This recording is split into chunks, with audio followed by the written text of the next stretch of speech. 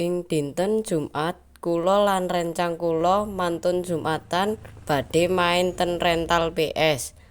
Tapi kula mboten semerap wonten pundi panggonane.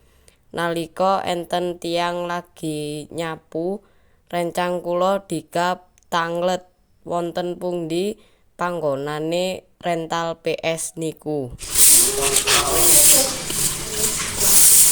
Assalamualaikum Pak.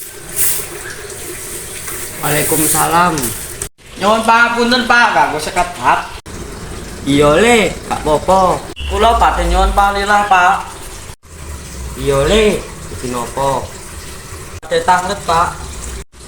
Takon opo le? Badhe tanglet rental PS wonten pundi?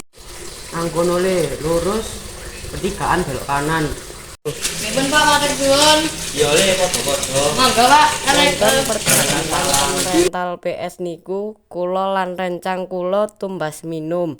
Nalika 10 menit goleki rental PS, akhire ketemu panggonane.